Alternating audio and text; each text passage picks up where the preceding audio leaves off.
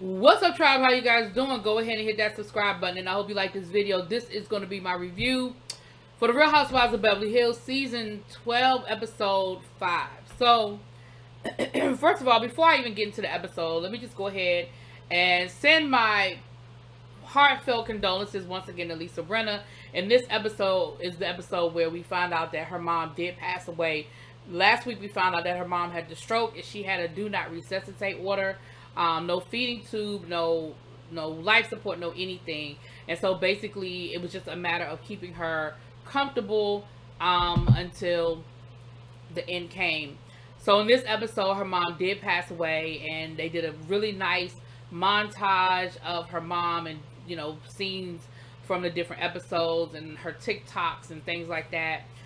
She was 93 years old, and like we said last week, or you guys didn't already know, she was a survivor. She had been brutally attacked and almost killed when she was a teenager, before she even had Lois Rinna, and so she was a survivor. And so I just want to start off by saying that before we get into it. But now let's get into it. So Garcelle is buying a beach house, and that is great. I'm happy for her. We saw on her first season, she was building her new home, and she was just talking about how important it was for her to have something of her own, something that she did herself.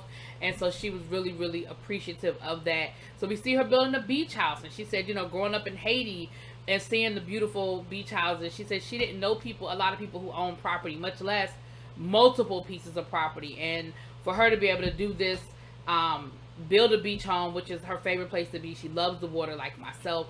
I aspire to own a beach home one day as well. And the water, I love it. I love the water. And her sister was with her, and so that was nice for her sister to be with her and to be able to experience that. And she's going to tear down the house that's there and then build another house. So that's great. That's great. So then we see Erica and Dorit meet up, and they're just rehashing what happened at the party. The whole thing with the dark comment that Crystal made, and why would she say that, and you have to be careful about saying that, and you shouldn't say these things, yada yada yada. Also, they're talking about taking the trip to Mexico. She's excited. Erica's ready to go. Yeah, great. So then we see Crystal go out to eat with Kyle, and they're talking about it again as well. And Kyle is telling Crystal, listen, if you're not going to tell people what was said, then you should have never brought it up. And Crystal was like, well, you're right. You know, lesson learned. I shouldn't have brought it up. Because she was like, at the end of the day, what you do now is you leave people up to interpretation. And what I appreciate about Erica Jane in this episode, later on in this episode, Erica called a thing a thing. Erica was like, point blank, you're calling her a racist. Like, that is what you did. You can play with the words all you want. You can twist it, turn it, poke it, pull it. You are alluding to Sutton being a racist, or Sutton making comments that will make people think she's a racist, which could lead her to being canceled and some other things. And that's what's dangerous. And, you know, Kyle said, I almost feel like, that you're gaslighting us. Child, y'all know what Crystal had a nerve to say? Crystal talking about something. You need to be very careful with that word. Girl, you don't feel like you need to be careful with words. You keep trying to tell people that a word is just a word and it don't mean nothing. I mean, that it doesn't have any deeper meaning. It's just a definition. That's what you've been telling people. So at the end of the day, you need to be careful with your words, because you are gaslighting them. Because if what Sutton finally copped to saying, which we're going to get to that in a second, if that's what was said, girl, bye. Okay, girl, bye. So, once again, Kyle reiterated, listen, I was there and I don't remember nothing. Like, I don't remember nothing. And you keep trying to make it seem like, oh, I was so drunk, or I don't remember. But I'm telling you, I was there. That whole conversation. Sutton didn't say anything crazy. I certainly wouldn't be defending it. And of course, Crystal was like, well, it's my experience, and you can't tell me what my experience is, and I'm never going to say what it was. I'm never going to say what she said. And so basically, that's just it. See that side eye I'm giving you, Crystal? So Garcelle and Sutton go out to lunch, and they're talking about it. And basically, Garcelle was like, Sutton, girl, look, you my friend. You know, I've been riding with you, but I really need to know what you said, because I need to know if I need to cancel you. I need to know, like, please don't have me out here caping for you, and then I find out you said something real crazy and got me out here looking crazy. Like, girl, I need to know what you said. Like, I need you to be honest about what you said. So Sutton tells the story. She said, the only thing I can remember is we were talking, and I was telling her the story about how, you know, I would invite pretty much everybody to my home, and how one day, you know, we were all in the pool or in the jacuzzi, and it was my daughter there who's the little white girl, and there was a Chinese girl, and there was a redhead girl who was probably Catholic, and I just remember saying, this is how it should be. We should all just be one big happy family, which honestly, it's pretty much along the same lines of I don't see color, but I feel like if this, so first of all, we could tell by the clip, because, you know, Bravo showed us the clip of her saying it.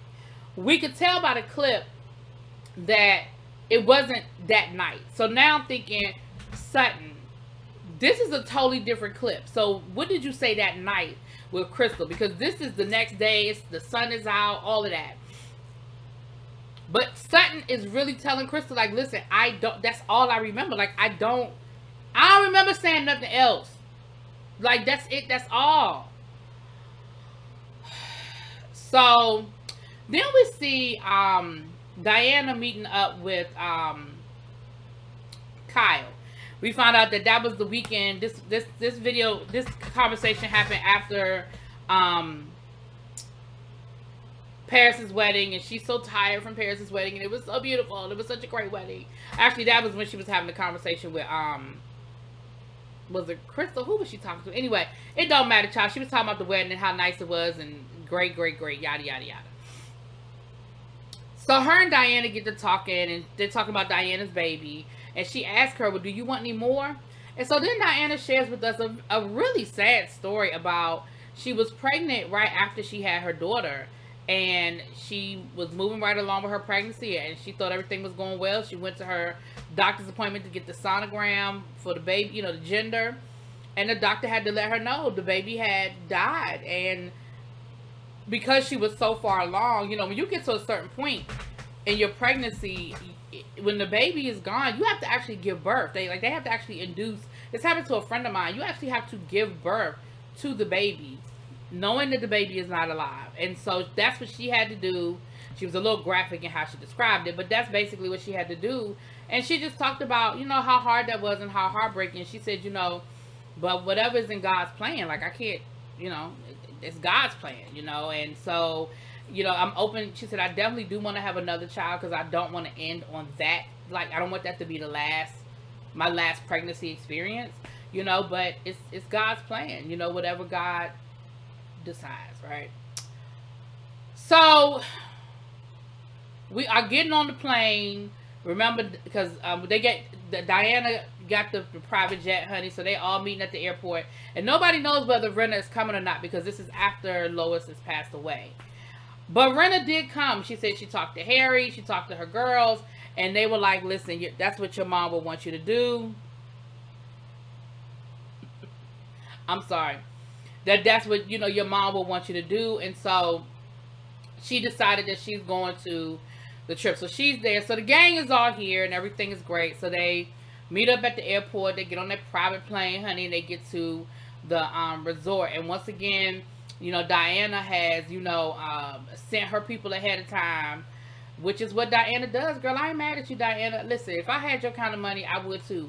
So they sent her people ahead of time, so that her room was set up just the way she wanted. She was unpacked and everything, child, by the time she got there, okay? I ain't mad at it. But they're staying at the Conrad down to the spot. Child, Doree had a little trigger situation because they put her on the first floor, and she was triggered about being on the first floor because there was too many people, too many voices, so I had to move her room. I'm not.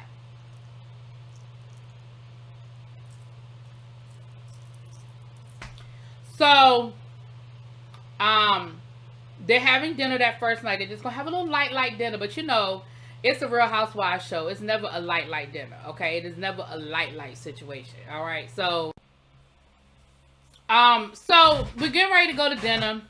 Everybody's heading down to dinner, honey. You know, in their little outfits and stuff. So Rinna, you know, of course, they do a toast to Lois, and they talk about, you know, how hard this is for her, and She said, I just don't think it's totally hit me yet, which I can believe. Like, I don't even want to put myself in her shoes, because that means that I would have to know the experience of not having my mama, and I ain't looking forward to that either. So I definitely understand that there's a lot there, and that's a big thing. So they did a toast. They gave Lois a toast, and then Rinna was like, "So what did I miss? I've been gone for 2 weeks, y'all. Tell me what's tea." And the ladies were like, "Oh, well, you missed this happening." And Sutton was like, "Well, you missed my store opening." And she was like, "Yeah, I know. Not opening, but my store event." And she was like, "I know. I'm sorry." She said, "But it looked nice. Looked like you had a good time." And she said, "Yes, it was a nice event." And baby, they was quiet as church mouse. Rinna was like, "Y'all real quiet." So eventually Sutton, because when Sutton was having that conversation with Garcelle was like, "Well, girl, if this is all you said, then you need to really watch your back, and you really need to talk to Crystal, because she really put you in a position that could ruin your reputation. Because if you don't say it, people are gonna interpret." And so Sutton addressed Crystal and told her, she said, "Listen, I don't like the fact that you were trying to insinuate something that I said that I didn't say." She said, "I don't appreciate it. I really like you. I really want to trust that we're building a legitimate friendship. But I don't like the fact that you were trying to insinuate that I said something," she said, "that I did not do and I did not say." So, of course, here go once again, Crystal was like, "Well, you, now, once again," and of course, everybody basically is jumping on Crystal, saying the same thing they've been saying, right? I ain't about to go word for word, because it's the same shit. You need to say what it is. You can't, you can't play with words. You keep saying it was something dark. It was something dark. It was something dark. And Kyle even said, "See, that's that gaslighting again. Like, you're making it seem like it was something really, really horrible." And so finally, Sutton tells them what she said. Then, because Erica says to Sutton, "So how do you feel?" Because I'm sorry. Maybe that came first. Anyway, Erica says to Sutton, "How do you feel?" Like, honestly, I don't want anybody else's opinion. I want to know how you feel. And she was like, "I don't like it, because I don't, I'm angry and I don't like it." And she said, "Yeah, because basically she's insinuating that you're a racist." And like I said earlier, I appreciate that Erica said that, because that's exactly what Crystal was doing. Crystal, the words you were using, the way you said it, you were absolutely insinuating that Sutton had said some racist things. Because for Sutton to say, "I don't see color," for you to be like, "Oh, it was much darker than that. It was much deeper. It was much darker than that." So Erica tried to compare what Sutton did to her last year to this situation, and Garcelle was like, "Girl, stop. There is no comparison, okay? You trying to equate that Sutton was trying to make sure that her ass wasn't going to go to jail for knowing you, versus this shit that child, it ain't no comparison. Go sit on over there somewhere, Erica. Stop trying to turn everything into this what happened to me, this what happened to me, because girl, it didn't." So finally, Sutton tells the table what she told Garcelle. And Kyle was like, "Wait a minute. I do remember that conversation, but that didn't happen the same night. That happened the next day. And Sutton told me about that conversation, and I didn't see nothing wrong with it." So Crystal was like, now this is where I get confused. Because because when Sutton said what it was, and the rest of the table was like, "Girl, what?" She went to Garcelle. Well, first of all, she tried to use a big word. And then when Garcelle didn't know what it was, she tried to throw some shade at Garcelle, talking about "Oh, I know we use big words." Garcelle was like, "Bitch, what? Like, I know big words. I didn't know that word, but I do know some big words. Don't play with me." I ain't like that, Crystal. Because if you really want to go there, that to me was more offensive than what the hell you saying Sutton said. Talking about "Oh yeah, I'm sorry, we're using big words." Bitch, who you think you talk? So then she gonna say to Garcelle, after Sutton said what she said about the kids in the pool and this is how the world should be, one big fucking melting pot. She gonna turn to Garcelle and say, "That didn't make you uneasy? That wasn't problematic to you?" So a part of me was like, Sutton, girl, that can't be what you said. It's something else, and you don't either want to repeat it, or it was so you don't know that what you said was insensitive, like saying the I don't see color thing. You didn't know that was gonna bother somebody, and that's what I was thinking. I said, okay, clearly, Sutton said something that she doesn't realize how problematic it was, and Crystal does as a person of color that she does. Well, I'm not doing that. But when Crystal says to Garcelle, and that wasn't problematic to you, either A, Sutton didn't tell the whole story, or B, Crystal, you playing games.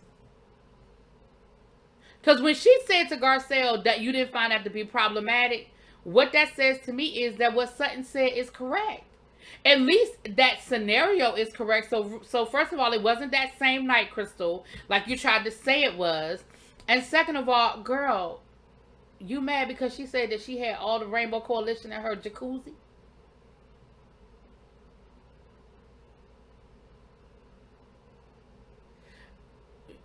And you saying it was dark. What was dark about that? I mean, again, maybe you didn't like what she said. Maybe you felt like she was oversimplifying a major issue. Like, I don't, but to make it seem like Sutton was out here calling people out their name and using racial slurs and all that. Like, when Sutton was describing the little Chinese girl and the little black girl, did she use words that she shouldn't have used? Like, what exactly was it that made you angry? Because if you're co-signing what Sutton said and you're saying, yeah, that's what she said, and you was leaning on to Garcelle and was like, girl, you didn't find that problematic. Girl, you playing games.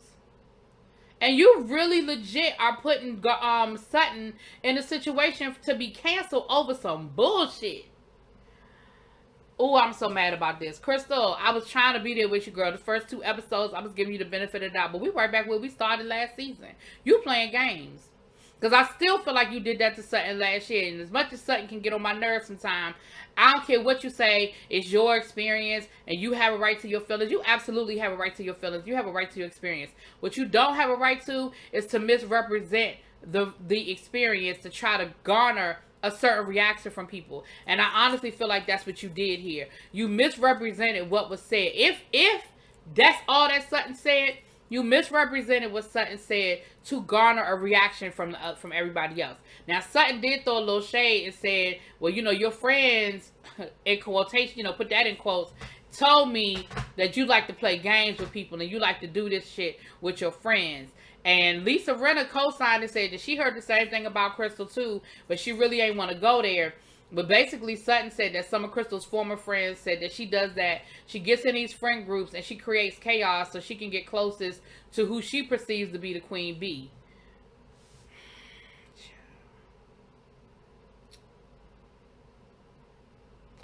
Anyway, that's it. Y'all let me know what y'all think. I'll talk to y'all later. Peace.